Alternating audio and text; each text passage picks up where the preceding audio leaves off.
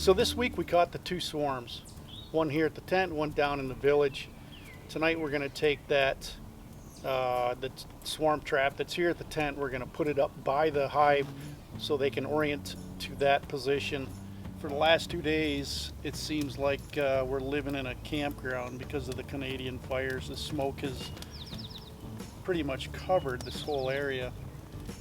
But one of the good things about the smokiness of the area, and you could actually smell it, was that it kept the bees pretty inactive. So we're going to walk over to check the bees out. I sound like a Canadian. Out. I think it's all the smoke coming down from Canada that's making me talk like a Canadian. Maybe it's the beer. Anyways, we're going to go over and check the bees out, see how active they are, and hopefully I don't screw this up. Because like I said, I don't have my bee keeping equipment yet. It's on order, hasn't come in. But I think we need to move these bees up to their new location. Let them orient to there. And then in a couple days, we'll take them out of the swarm trap, put them in the beehive. I'm going to set the swarm trap right up next to the beehive. Seems like a reasonable approach. They're still flying, still coming in and out. They're really not too active, but we want to give the bees that are out foraging all the opportunity to come back and be in that hive. So we'll wait for a little bit, but in the meantime, let's go check out the bee boxes I have up here in the next flat up. Last year in here we planted a boatload of wildflowers, and they're just starting to bloom, which is actually a good thing, I guess. Some of them are starting to bloom anyways, but this whole area right here will be will have a lot of flowers in it for the bees, and that's one of the reasons I planted them.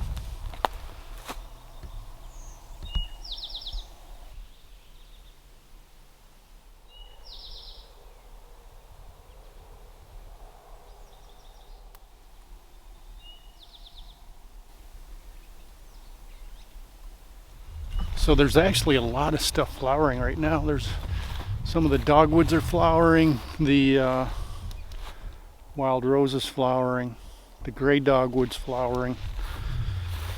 We got some clover, a lot of white clover down here. So there's a rabbit. Hold on.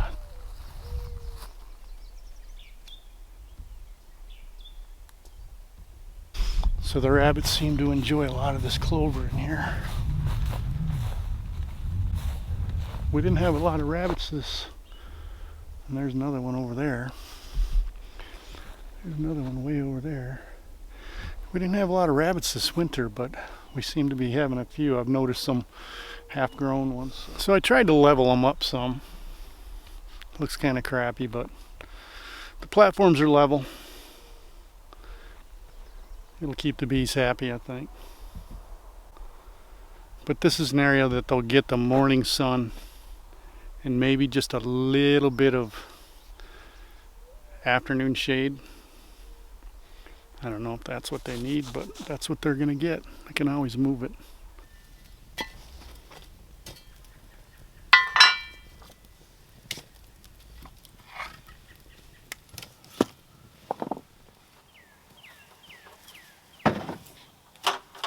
So we're going to head over and get this swarm trap off the tree, and I'll probably carry it up.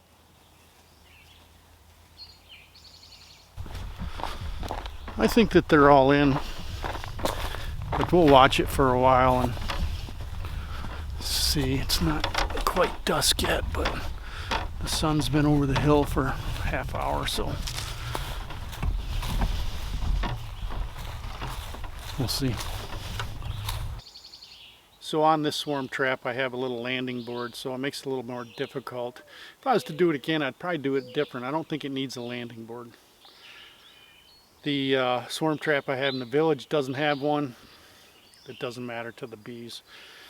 But so I made this little slotted screen board to put over the hole so I can leave that landing board on this one. So we'll just screw that right on there.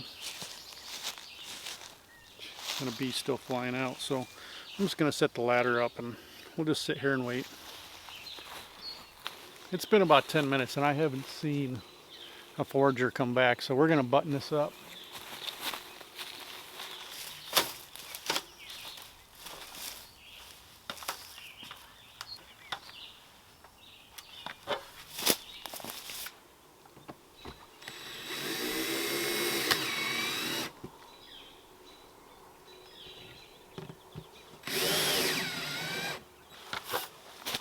We got to put a strap around it so the lid stays on.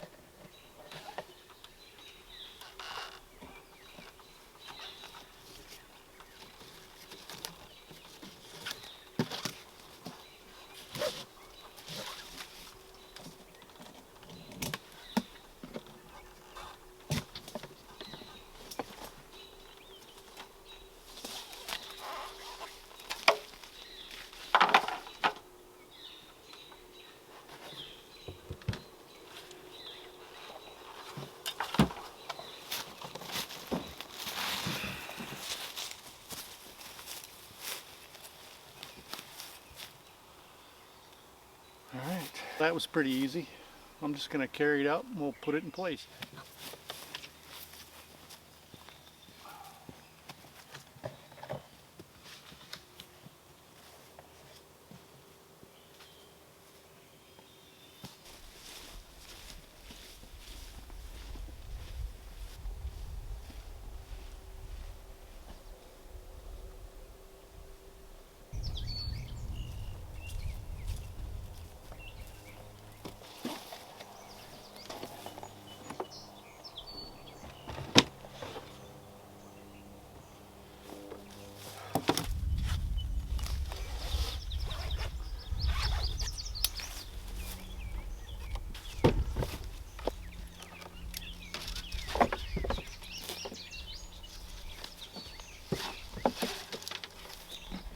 I'm going to put this right back on the same way it was,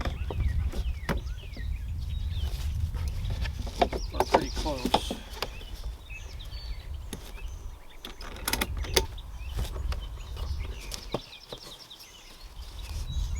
I think by putting this on just the way it was, that's a visual cue for the bees to come back. And we're gonna, this one's going to be right next to it. So when it comes time to switch these out, I'll just take these, put them right in there. I'm going to leave this buttoned up for tonight. Tomorrow morning I'll come down, open it up, and let them go. I'm going to run down now into the village and get that trap closed up because I know all the bees are going to be inside, and then I'll bring them up tomorrow. That's where I'm heading.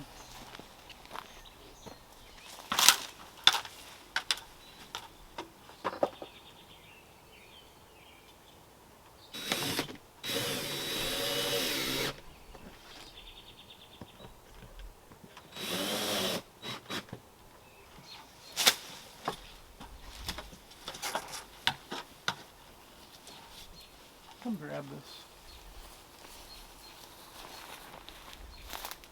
I'll use it.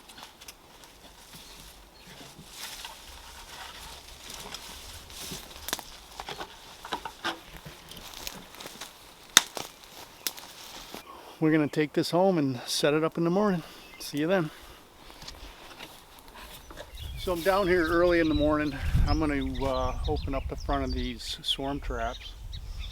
I can hear that the girls are pretty anxious to get out, even though it's overcast and they're calling for rain today, which is a good thing. We're pretty dry. The smoke is gone. The Canadian smoke is gone. So I figured I'd get down here early enough to let these girls out. So I'm going to open them up and let them reorient. Is that a word? Orientate. Figure it out, you know what I'm saying? On the swarm trap from the village, I just put a little block in front of the entrance. On the swarm trap from the tent, I just got a little sprig of pine bough. And I guess that makes them think that something has changed and they reorient to that spot.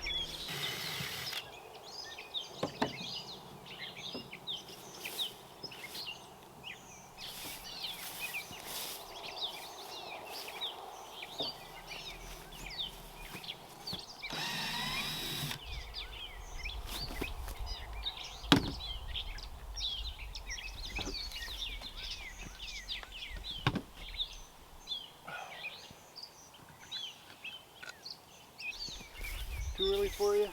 Yeah, it's too early for them.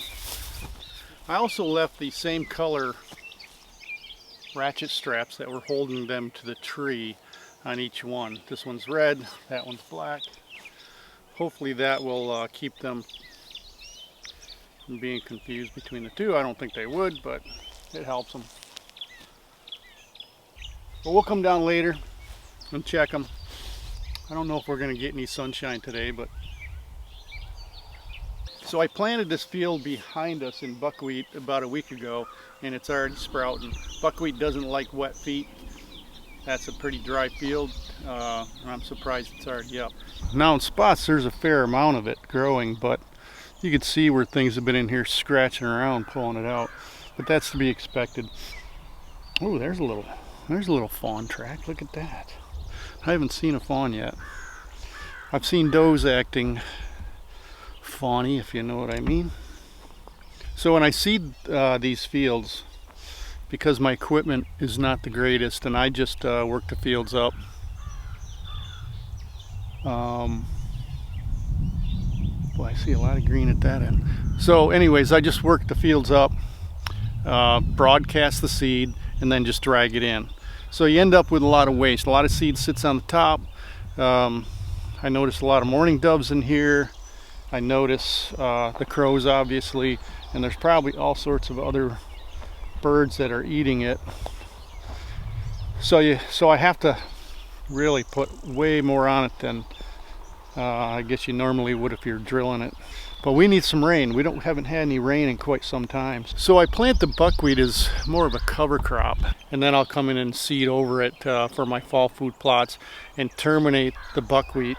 And the buckwheat will provide a mulch over top of my fall food plot seed and keep some moisture in the ground, because this ground is pretty bad. The dirt's mostly clay with lots of rocks, as you've seen. The buckwheat also will build the soil, and that's what I need to do in here. So that's how I do it. It's pretty crude, pretty rude, pretty quick though. So we got our bees all resituated, and in a couple days we'll come down and transfer them to the hives, and that'll be another video. I got to do a little more research and the best way to do that, because I don't know what I'm doing. So until next time, we'll see you later. Thanks for coming along. Thanks for watching. As always, give this video a thumbs up, subscribe, and then leave some comments.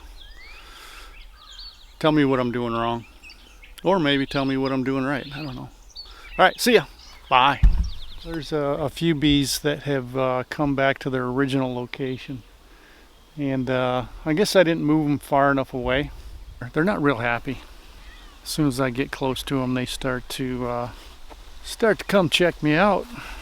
I did some research, and I saw where they said move them 2 feet or move them 2 miles. I didn't move them 2 feet. I moved them 75 yards, and that's what happened. Live and learn, I guess. But the ones that are still left in the hive seem to be happy, so it's a good thing. We're gonna have some coffee at the tent, have a little campfire. Right, Mama?